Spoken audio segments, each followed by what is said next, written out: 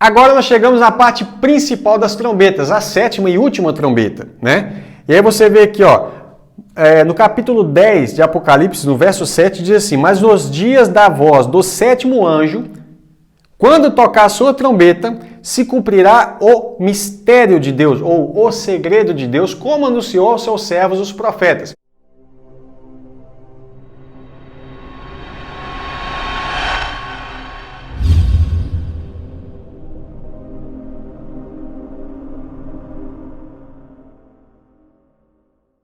A palavra, a expressão segredo ou mistério é a mesma usada por Paulo lá em 1 Coríntios 15, no verso 51 e 52, onde diz assim: eis aqui vos digo um mistério. Na verdade, mistério, é esse mistério que ele está revelando.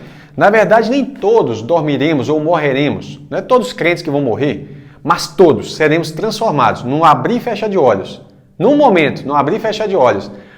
Ante a última trombeta, não é antes da última trombeta, ante é no momento, perante, no momento da última trombeta seremos transformados. Qual que é a última? É a primeira? Não. É depois da sétima? Também não. É antes da primeira? Também não. A última é a última, porque se tiver uma depois dessa, essa não seria a última. Mas se tivesse uma antes, ela não seria a última. Compreende? Se tivesse uma trombeta antes e a ressurreição fosse lá, então não seria a última trombeta. E Paulo está dizendo, ante a última trombeta, porque a trombeta soará, né? Nós sabemos isso em 1 Tessalonicenses 4, do verso 16 ao verso 18, falando do arrebatamento, que a trombeta vai soar, e os que morrerem em Cristo ressuscitarão primeiro. E nós vamos subir juntamente com eles, com os que ressuscitaram, já todo mundo com o corpo transformado vivo, para encontrar com Jesus nos ares. Esse é o momento mais importante das trombetas, crucial. Bem, nós vamos entrar no capítulo 11 de Apocalipse, porém, não vou detalhar sobre as duas testemunhas, porque é um assunto à parte. A parte, assim, eu preciso trabalhar essa parte. Mas sobre a sétima trombeta, irmão, é lindíssimo. Apocalipse 11, verso 15, fala assim: o sétimo anjo tocou a sua trombeta e houve no céu grandes vozes que diziam, olha o que as vozes estão dizendo, o sétimo anjo tocou a trombeta, bum! E ele está vendo já o anúncio da vitória. E diz assim: os reinos do mundo vieram a ser do Senhor e do seu Cristo. Veja bem, quando tocar a sétima trombeta, os reinos, Cristo toma posse dos reinos do mundo inteiro. Isso é para instaurar o milênio, que é uma partícula de um reino eterno. Mas aí já começa o reino de Cristo. O reino de Cristo é eterno porque ele não passa para outro, né? Então o que é o milênio? São os 1000 anos iniciais desse reino eterno. E aí Jesus está tomando posse dos reinos do mundo. E aonde que é o mundo? É no céu? Não. É debaixo da terra? Não. É na terra. Né? Então fala-se: os reinos do mundo vieram a ser do Senhor e do seu Cristo, e ele reinará para todo sempre. E os 24 anciãos que estão assentados em seus tronos diante de Deus prostraram-se sobre os seus rostos e adoraram a Deus, dizendo: graças te damos, Senhor Deus Todo-Poderoso, que és, que eras e que há de vir, que tomaste o teu grande poder e reinaste. Mas para que isso aconteça, ele vai explicar um detalhe: iraram-se as nações. Primeira coisa, as nações estão iradas. E veio a tua ira. As nações se iraram contra nós. Porque ela se ira contra Cristo como? Se o cabeça está no céu, Cristo é cabeça do corpo, que é a igreja, ele vai tentar atingir, as nações vão tentar atingir Cristo como? Não pela cabeça, que a cabeça está no céu, mas pelo corpo. Por isso que o anticristo é chamado anticristo. Ele não é anti qualquer outra coisa que não seja Cristo. Então o anticristo, ele é o quê? Ele persegue Cristo por meio do seu corpo. Ele fala assim: iraram-se as nações e vem a tua ira, vem a ira do Cordeiro. E aí fala assim: e o tempo dos mortos, o que é isso? A ressurreição. O tempo dos mortos não é para eles ficarem mortos, não. O tempo dos mortos é ressuscitarem. E o tempo de dares galardão, que é o tribunal de Cristo. O tempo dos mortos, para que sejam julgados. Isso é o tribunal de Cristo. O tempo de dares galardão aos profetas, teus servos, aos santos, aos que temem o seu nome, pequenos e grandes. Olha o tempo do galardão. Apocalipse 22, verso 12. Eis que cedo venho, e o meu galardão está comigo para dar a cada um segundo a sua obra. É na vinda de Cristo que ele vem trazer o galardão, que é no mesmo tempo da ressurreição. Ou seja, a vinda de Cristo, arrebatamento e ressurreição ocorre no mesmo tempo. Ou seja, Jesus vem sobre as nuvens. Isso está escrito em 1 Tessalonicenses 4, do verso 16 ao verso 18. A vinda, os que ficarem vivos para a vinda do Senhor. Não vinda do Senhor, vinda. Não precederemos, não passaremos na frente dos que dormem, dos que morreram. Por quê? Eles vão ressuscitar primeiro, né? E aí depois nós seremos arrebatados juntamente com eles nas nuvens para encontrar com o Senhor nos ares. Então isso ocorre em um só momento. Veja bem, Jesus está trazendo o galardão na sua vinda para entregar quando? Quando que é o tempo do galardão? E pensa um pouquinho, irmão. Se a vinda de Jesus é para trazer galardão aos santos, e aqui na sétima e última trombeta é que está ocorrendo isso está extremamente conectado com o que Paulo fala em 1 Coríntios 15. Tem pessoas que, usando de uma interpretação não coerente, eles tentam falar que quando Paulo fala da última trombeta não tem nada a ver com essa, pois claramente está falando que é a mesma coisa. O tempo do galardão e o tempo da ressurreição. E fala assim, e também o tempo de destruir os que destroem a terra, são os ímpios. E o sétimo ponto, eu coloquei a conquista do reino, por quê? É óbvio que se está anunciando a conquista do reino no início da sétima trombeta, é porque para conquistar tem que vencer essas nações iradas. Elas são destruídas, né? Os exércitos que acompanham o anticristo são destruídos, e ele conquista o reino, que são os reinos do mundo, né? Que são conquistados. Só para você ter ideia de que eu falei que os reinos do mundo são conquistados, você pode conferir isso em Daniel capítulo 2, no verso 44, e também Daniel 7,14. Vou abrir aqui, Daniel, capítulo 2, tem muita coisa boa lá, Daniel falando sobre isso. No verso 44. Mas nos dias desses reis, está relacionado aqui com esses reis. O Deus do céu levantará um reino que não será jamais destruído. Lembra que lá na sétima trombeta fala que ele vai reinar para todo sempre? Ou seja, o reino que não será jamais destruído. Esse reino não passará a outro povo, por isso que ele é um reino eterno. Né? Esmiuçará e consumirá todos esses reinos, mas ele mesmo subsistirá para todo sempre. Que reino é esse? Isso está no verso 34. Daniel está vendo uma estátua com a cabeça de ouro, com os braços de prata, peito e braço de prata, com o ventre de cobre, né? Com as suas pernas, o ventre e coxa de cobre, as suas pernas de ferro e com os pés de ferro misturado com barro. Então Daniel está vendo uma estátua e ele tem a cabeça de ouro, né? O braço e o peito de prata, o ventre e coxas de bronze ou de cobre, as pernas de ferro e os pés de ferro misturado com barro. Isso representa os reinos do mundo, né? Que vem ocorrendo desde a Babilônia. Então vamos lá. E aí fala o seguinte, no verso 34.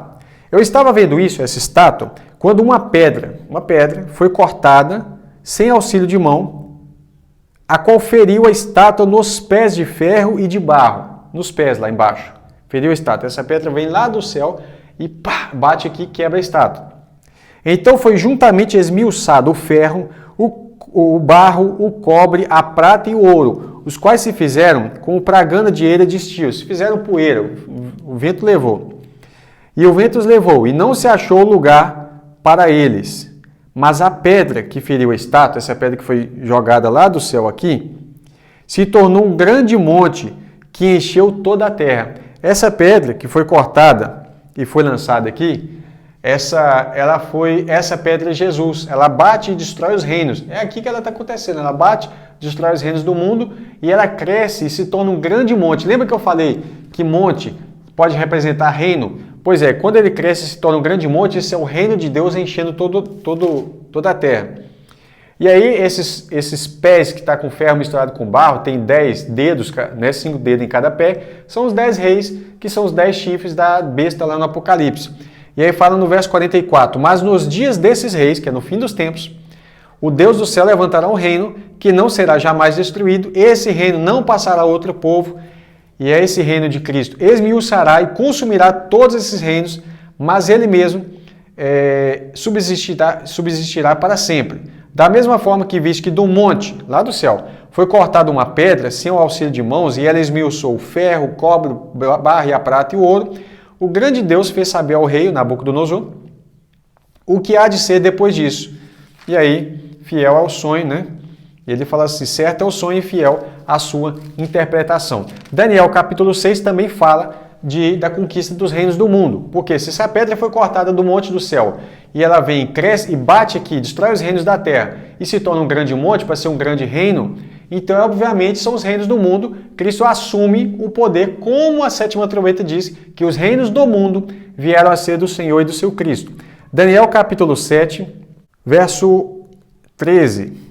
Eu estava olhando nas minhas visões da noite e vi que vinha nas nuvens do céu um como filho do homem e dirigiu-se ao ancião de dias e o fizeram chegar até ele. E foi-lhe dado, olha o que Cristo recebe, o domínio, a honra, o reino, para que todos os povos, nações e línguas o servissem. E o seu domínio é um domínio eterno que não passará e o seu reino não será destruído. No verso 17 vai explicar que esses animais, esses grandes animais, que Daniel está vendo agora em Daniel 7, esses grandes animais são quatro reis, ou 4 reinos, que se levantarão da terra. Mas os santos do Altíssimo, que somos nós, o povo de Deus, receberão o reino e o possuirão para todo o sempre, e de eternidade em eternidade. Não vai ter fim esse reino. E aí ele vai falar sobre isso no verso 21, fala, eu olhava e vi que esse chifre, o chifre pequeno que sai do último animal, que representa o anticristo, fazia guerra contra os santos e prevalecia contra eles. Como está escrito em Apocalipse 13, versos 7 e 8, você vai ver que esse chifre, que é o anticristo, a besta, está prevalecendo. Até quando? Até que veio o ancião de dias e fez justiça aos santos do Altíssimo e chegou o tempo em que possuíram o reino. Olha que interessante, que reino será esse? E aí fala assim, verso 26, mas o juízo será estabelecido e eles, o povo do Altíssimo, tirarão o seu domínio para o destruir e para o desfazer até o fim. E o reino, e o domínio, e a majestade, leia agora, no verso 27, Daniel 7, 27, o reino, domínio e a majestade dos reinos, debaixo do céu, que são os reinos do mundo, debaixo do céu, serão dados aos povos dos santos do Altíssimo, e o seu reino será um reino eterno. Todos os domínios lhes servirão e lhes obedecerão. Aí você volta para o Apocalipse capítulo 5, verso 10, e o que vai estar escrito lá? E para o nosso Deus os fizestes reis e sacerdotes, e eles reinarão sobre a terra. Mas isso tem que acontecer primeiro o quê? A conquista do reino. Então esses 7 trombetas, elas estão fazendo a narrativa exatamente da conquista do reino de Deus, desde o início, como que vai acontecer essa conquista, né? Essa conquista não ocorre de qualquer forma, ela tem uma sequência de destruição, inclusive de tempo que Deus está dando para o povo se arrepender, mas fala, mas eles não se arrependeram. Eles não se arrependeram, né? O tempo todo o Apocalipse está falando.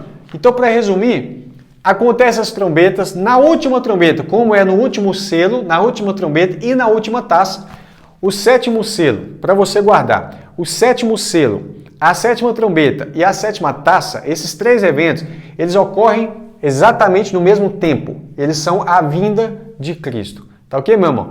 Eu não sei, eu falei muito rápido, eu vi que eu falei bem rápido nesse vídeo. Não sei se deu para entender bem. Deixa aqui seus comentários aqui a respeito do que você entendeu. Eu queria pedir a você que faça o seguinte. Por favor, confira se a sua inscrição está feita. Se você realmente clicou aí no botãozinho vermelho aí da inscrição, inscreva-se. Se tiver feito, confere se você também ativou o tal do sininho para receber as notificações dos novos vídeos, tá? Outra coisa também, compartilha com outros irmãos os vídeos. Principalmente, tem muitos irmãos que perguntam assim, Pastor Felipe, como é que eu faço para visualizar os vídeos do canal, só do Curso Bíblico Online? Bem, o canal tem estudos sobre vários assuntos. O Curso Bíblico Online tem uma playlist. Quando você entra no canal, tem lá vídeos, playlist, né? Entra na playlist, tem uma que ou lista de vídeos, né? Tem uma que é Curso Bíblico Online.